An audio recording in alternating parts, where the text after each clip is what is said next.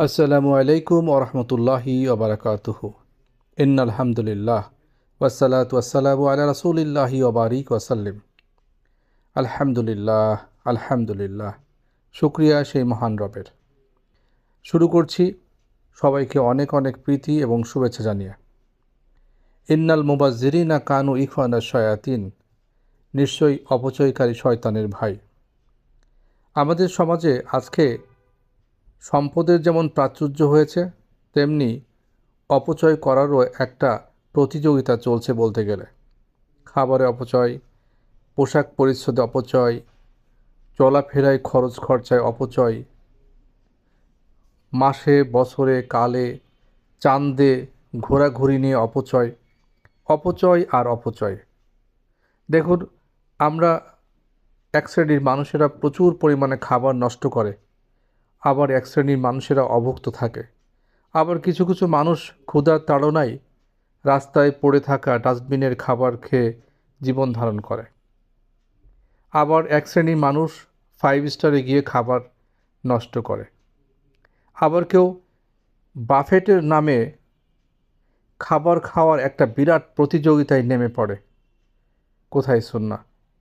আবার এসব মানুষই কিন্তু মাথায় লম্বা টুপি, গায়ে বিরাট লম্বা জুব্বা পরে মুখ চিবাতে চিবাতে রোস্ট খায়, তন্দুরি খায়, রেজালা খায়, বার্গার খায় ডেজার্ট, বিভিন্ন ধরনের সালাদ। আসলে আমাদের মধ্যে দিনের সঠিক জ্ঞান না থাকার কারণে এই অবস্থা।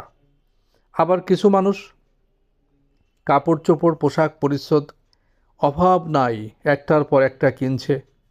শান শওকত বজায় রাখার জন্যে নিজের পক্ষে সুন্নাহর জন্যে হাদিস বানিয়ে নিচ্ছে। কত রকমের হাদিস তাদের কাছে আছে। আমি তো পড়ছি না, আমি দান করি, এটা সেটা কত রকমের বিষয়। আসলে আমাদের এই দুনিয়ার জীবনের জন্যে রাসূল সাল্লাল্লাহু আলাইহি সাল্লামের জিন্দেগিকে অ্যানালাইসিস করা দরকার।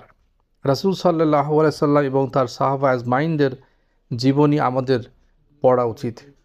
তাহলে আমরা সঠিক দিন, সঠিক দুনিয়ার যে সমস্ত কাজকর্ম আছে সেগুলো পরিচালনার ক্ষেত্রে সুন্দর পথ নির্দেশনা পাবো ইনশাআল্লাহ। আমরা যদি চিন্তা করি তাহলে অনেক মানুষ ঈদ উপলক্ষে ঘুরতে যায়, সিঙ্গাপুরে গিয়ে ঈদ উদযাপন করে। একবার ভেবে দেখুন তো, সিঙ্গাপুরে যাচ্ছে একজন মুসলমান ঈদ উদযাপন করতে, অথবা থাইল্যান্ডে। কি মানে মজার একটা বিষয়, মুসলমান যাচ্ছে থাইল্যান্ডে অথবা যুক্তরাজ্যে ঈদ উদযাপন করতে।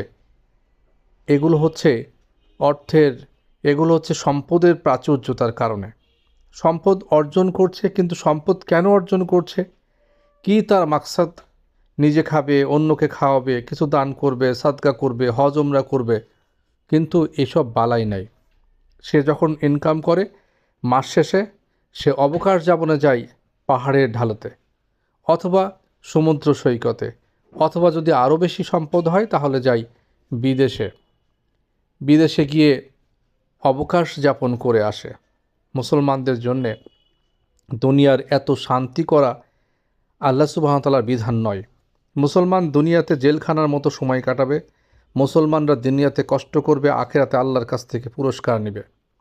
হ্যাঁ, সম্পদ অর্জন করা, সম্পদ উপার্জন করা মুসলমানদের জন্য কোনো খারাপ কাজ নয়। সম্পদ মুসলমানরা অর্জন করবে, দুনিয়াতে সম্পদশালী মুসলমানরাই হবে, কিন্তু সম্পদের সঠিক ব্যবহার মুসলমানরাই করবে। সবাই মুসলমানদের কাছ থেকে শিক্ষা নেবে। কিন্তু আজকে প্রাচ্যের জাঁকজমক অবস্থা দেখে মুসলমানরা তাদেরকে অনুসরণ করতে শুরু করেছে। মুসলমানরা ইহুদি খ্রিস্টানদেরকে অনুসরণ করতে দ্বিধাবোধ করে না, তাদের সঙ্গে বসে খেতে দ্বিধাবোধ করে না, তাদের সঙ্গে বিভিন্ন ধরনের লেনদেন করতেও দ্বিধাবোধ করে না।